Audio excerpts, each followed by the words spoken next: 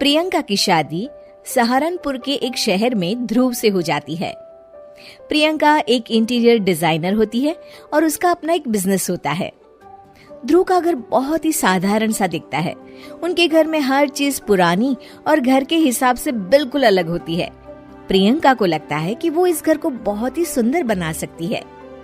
ध्रुव, ये घर बहुत ही पुराने तरीके से डेकोरेटेड है। अच्छा, मुझे तो नहीं लगता। कभी ध्यान दोगे तो लगेगा ना। ऐसा लगता है कि हम शहर में रहकर भी गांव में रहते हैं। अच्छा, तो इस दिवाली तुम्हारे मनपसंद कलर से पेंट करवा देंगे, ठीक है? ओहो, पेंट से क्या होगा?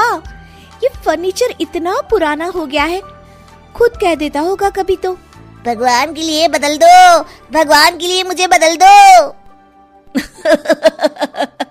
कुछ भी बोलती हो तुम प्रियंका।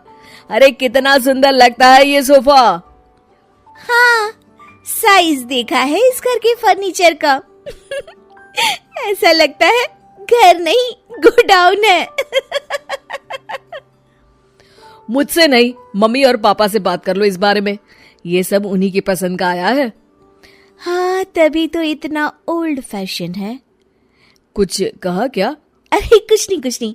आप जाइए, ऑफिस जाइए। ध्रुव ऑफिस चला जाता है और प्रियंका अपनी सास से बात करने की सोचती है। मम्मी जी, मैं क्या सोच रही थी कि अगर हम इस संदूक को यहाँ से हटा दें तो काफी जगह बच जाएगी ना। हाँ, इसे हटा देंगे और सामान कहाँ रखेंगे? अपने सर पर? अरे मम्मी जी, आप ऐसी बातें क्यों कर रही हैं? देखिए ना, उसमें से एक भी चीज तो काम की है नहीं, तो क्यों ना हम उसे बेच दें? नहीं बहू, उसमें हमारे पुराने घर का बहुत ही अच्छा सामान है। पापा जी, ये घर भी तो पुराना ही लगता है। एक दिन प्रियंका की सहेली प्रिया उसके घर आती है। प्रिया घर को देखकर हंस पड़ती है। इतनी अच्छी इंटीरियर डिजाइनर का ससुराल तो किसी पुराने म्यूजियम जैसा लगता है। क्या बताऊं, यहाँ तो किसी को फर्क ही नहीं पड़ता। अरे जब सीधी उंगली से घी ना निकले ना, तो उंगली टेढ़ी कर लेनी चाहिए। हाँ, शायद तो ठीक कह रही है। अगले दिन प्रियंका की सास सोफे पर बैठी होती है तो देखती है कि सोफे का कपड़ा नीचे से फट गया है। अरे ये क्या, ये कपड़ा कैसे फट गया? मम्मी जी, मुझे लगता है कि ये किसी चूहे का काम है। क्या? चूहा? फिर से? सास सोफे पर चढ़ जाती है। अब तो मम्मी जी चूहा इस सोफे में अपना घर बना लेगा। क्या? तो क्या करे बहू, तू ही कुछ सुझाव देना। मम्मी जी, हमें स्टील वाले छोटे सोफे बना लेने चाहिए ताकि चूहे को घर बनाने के लिए जगह ही ना मिले। तू सही कह रही है बहू। मैं अभी तेरे ससुर को बोलती हूँ नए सोफे लाने के लिए। मम्मी जी, नए सोफे लाने की कोई जरूरत नहीं है, हम इन्हीं से सोफे बना सकते हैं। आप बस देखती जाइए। प्रियंका सोफे तो नए बना लेती है, पर अब उसमें सिर्फ 2 ही लोगों के बैठने की जगह होती है। अरे ये क्या, इसमें तो बस 2 ही लोग बैठ सकते हैं। अरे बहू, तुझे तो पता ही है, हमारे घर कोई ना कोई आता ही रहता है। इतनी सी जगह में हम कहाँ बिठाएंगे उन्हें? अरे मम्मी जी, आप चिंता मत कीजिए, उसका भी इंतजाम हो गया है। मैंने इस संदूक के ऊपर गद्दा लगवा दिया है और इसे पेंट करवा दिया है। ध्रुव उस पर बैठने की कोशिश करता है, पर संदूक की ऊंचाई ज्यादा होती है, इसलिए उसे बैठने में दिक्कत हो रही होती है। प्रियंका, कम से कम ये तो देखती कि संदूक की लंबाई कितनी ज्यादा है। ये बैठने में बिल्कुल भी कंफर्टेबल नहीं है। अरे आप भी ना, ये आजकल ट्रेंड में है, आपको तो कुछ पता ही नहीं है। प्रियंका धीरे धीरे घर की पूरी काया पलट कर देती है। एक दिन प्रियंका के ससुर के कुछ दोस्त घर पर आते हैं। नमस्ते बेटा, कैसी हो तुम? जी मैं ठीक हूँ अंकल जी, आप कैसे हैं? आइए आइए, अंदर आइए। अरे घर तो बड़ा खाली खाली लग रहा है, कहीं घर तो खाली नहीं कर रहे ना आप लोग? अरे नहीं, ये तो हमारी बहू का कमाल है। तुम बैठो ना रमेश। रमेश को संदूक दिखता है और वो उस पर बैठने की कोशिश करता है और पीछे तक ना होने के कारण जैसे ही वो पीछे होता है गिर जाता है। अरे रमेश, तुम ठीक तो हो ना? हाँ हाँ ठीक ही हूँ, बस आज तो बाल बाल बच गया मैं। सब लोग गुस्से से प्रियंका की तरफ देखते हैं। अब रमेश अंकल को बैठना नहीं आता तो इसमें संदूक की क्या गलती है? नहीं बहू, गलती तो हमारी है जो तुझे घर का मेकओवर करने दिया। सही कह रहे हैं आप। बहू, तू हमारे घर को पहले जैसा ही बना दे। ठीक है, आप लोग गुस्सा मत होइए, मैं घर को पहले जैसा। आधुनिक बहू और प्राचीन सास। पल्लवी की शादी कुछ ही दिनों पहले रचित से राजपुर नाम के शहर में हो जाती है। एक दिन पल्लवी की सास इंदु उसे कुछ काम बताती है। बहू, ये मिर्चियाँ ऊपर छत पर सुखा दे, इन्हें कूटकर मिर्ची पाउडर बनाना है। पल्लवी को इंदु की ये बात सुनकर हंसी आ जाती है। अरे मम्मी जी, आजकल कोई भी मिर्ची घर पर नहीं कूटता, बाजार से ही खरीद लेते हैं सब। खरीदते होंगे, पर इस घर में पुराने तौर तरीके ही चलते हैं बेटा। अरे पर जब सब चीजें आधुनिक हो गई है तो इतनी मेहनत करके टाइम क्यों वेस्ट करें? ओहो, अच्छा तो घर का काम करना तुम्हें टाइम वेस्ट लगता है? ऐसा नहीं है मम्मी जी। अच्छा छोड़िए, मैं मिर्ची सुखा देती हूँ। अगले दिन पल्लवी नाश्ता बनाकर शांति से अपने कमरे में किताब पढ़ रही होती है। तभी उसकी सास आवाज लगाती है। अरे बहू, बाहर तो आना जरा। जी मम्मी जी, क्या हुआ? बहू, एक काम करो, ये मैदा मैं लेकर आई हूँ, इसे गोंद दो जब तक मैं नहा लेती हूँ। अरे वाह मम्मी जी, आज कुछ स्पेशल बनेगा क्या? अरे नहीं नहीं, मैंने देखा रसोई में आज जौ खत्म हो गए तो सोचा आज हम दोनों मिलकर जौ ही तोड़ लेते हैं। पल्लवी ये सुनकर चौंक जाती है। क्या? जौ हम तोड़ेंगे? मम्मी जी, उसमें तो पूरा दिन बीत जाएगा। हाँ तो क्या हुआ, अच्छा है ना, काम करते करते दिन बीत जाएगा। अरे मम्मी जी, जौ तो बाजार में भी मिलते हैं बने बनाए, फिर क्यों ये सब?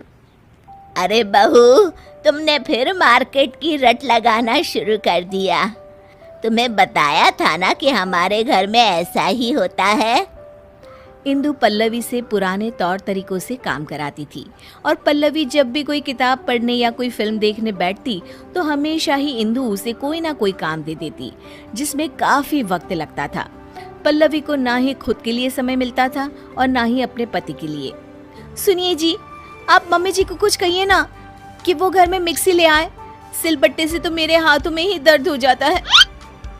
अरे अब मैं क्या बोलूं, तुम दोनों के आपस का मामला है। और वैसे भी घर की बनी हुई चीजों से जो हमारे घर में खाना बनता है ना, बहुत स्वादिष्ट होता है। मेरे ऑफिस वाले तो बहुत तारीफ करते हैं। अरे खाना बनाने के अलावा जीवन में और भी कुछ काम होता है कि नहीं? ये किताब ही ले लीजिए, 1 महीने से इसे मैं नहीं पढ़ पा रही हूँ।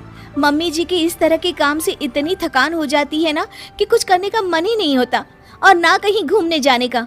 ओफो पल्लवी, मैं तुम्हारी इसमें कोई मदद नहीं कर सकता, प्लीज मेरा सर मत खाओ। ठीक है, तो फिर ये समस्या अब मैं अपने तरीके से ही सुलझाऊंगी। अगले दिन इंदु अपने कमरे से रसोई में आती है तो देखती है कि वहाँ गैस ही नहीं है और एक चूल्हा रखा हुआ है। ये चूल्हा यहाँ क्या कर रहा है और हमारी गैस कहाँ चली गई? तभी वहाँ पल्लवी आ जाती है। उसके हाथ में बहुत सारी लकड़ियाँ होती है। अरे बहू, ये क्या कर रही हो? मम्मी जी, मुझे समझ में आ गया है कि पुराने तौर तरीकों से ही रसोई का काम अच्छे से होता है, तो मैंने सोचा क्यों ना हम भी आज से चूल्हे में ही खाना पकाएं। इंदु को ये बात कुछ हजम नहीं होती।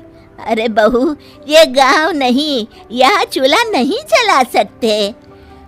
क्यों नहीं जला सकते मम्मी जी? हमारे घर में हम कुछ भी करें। चलिए आज हम चूल्हे पे ही नाश्ता बनाते हैं। पल्लवी फूंकनी से लकड़ियां जलाती है और चूल्हा तैयार करती है, पर उसकी वजह से दोनों सास बहुओं को बहुत खांसी उठ रही होती है। अरे बहू, ये क्या बवाल लेके आ गई तुम घर में? मम्मी जी, मैं तो आपके बताए हुए मार्गदर्शन पर चल रही हूँ। दोनों खांसने लगती है। कोई नहीं मम्मी जी, पहली बार बना रहे थे ना। अगली बार से ध्यान रखेंगे कि कितनी लकड़ियाँ डालें। अभी तो आज दोपहर का और रात का खाना भी बाकी है। इंदु को ये सुनकर टेंशन होने लगती है। उसे प्यास लगती है और वो फ्रिज से पानी लेने जाती है तो देखती है कि फ्रिज की जगह पर मटका रखा हुआ है। बहू, हमारा फ्रिज कहाँ चला गया? मम्मी जी, वो तो मैंने बेच दिया। मैंने सोचा मटके में पानी पीना बहुत फायदेमंद होता है, इसलिए मैं ये मटका लेकर आ गई मम्मी जी। अरे लेकिन फ्रिज में और सब चीजें भी तो रखी जाती है, पानी के अलावा सब्जी, दूध, उसका क्या करेंगे? कहाँ रखेंगे हैं? मम्मी जी, ये फ्रिज ही हमारी सेहत खराब करने की जड़ है। हम बचा हुआ खाना इसमें रखते हैं और फिर वही बासी खाना हम खाते हैं अगले दिन। लेकिन अब हम सिर्फ उतना ही सामान लेंगे और उतना ही खाना बनाएंगे जितने की जरूरत हो। पल्लवी धीरे धीरे करके घर से सारी आधुनिक चीजें हटा देती है। गर्मी का मौसम होता है और पल्लवी को एक तरकीब सूझती है। वो घर का एसी हटा देती है। अरे बहू, ये एसी कहाँ गया? बड़ी गर्मी लग रही है, खराब हो गया है क्या? नहीं मम्मी जी, मैंने ही हटवा दिया। पता है एसी की हवा कितनी हानिकारक होती है। उसकी बजाय ये लाई हूँ मैं आपके लिए। ये लीजिए पंखा और हवा कीजिए। इंदु को अब गुस्सा आ जाता है। अरे अब बस भी कर बहू, घर का सारा सामान ही बेच दिया क्या तूने? अरे हम शहर में रहते हैं, गांव में नहीं। जमाना कितना आगे बढ़ गया है, ये सब चीजें हमारी सहूलियत के लिए है, इतना भी नहीं जानती? कितना वक्त बचाती है ये सब आधुनिक चीजें हमारा। हाँ तो माँ जी, बाजार में बनी रेडीमेड चीजें भी तो हमारा कितना समय बचाती हैं। इतना काम करने से बच जाते हैं हम, तभी तो जीवन में और कुछ भी करने का वक्त मिलता है ना माँ जी। सास को अपनी गलती का एहसास होता है। तो सही कह रही है बहू, मैंने ही अपनी जिंदगी को इतना कठिन बनाया हुआ था इतने सालों से। पर अब नहीं, अब हम घर का काम आधुनिक तरीकों से ही करेंगे और खाली समय में अपने शौक पूरे करेंगे। ये हुई ना बात मम्मी जी। दोनों गले मिल जाते हैं।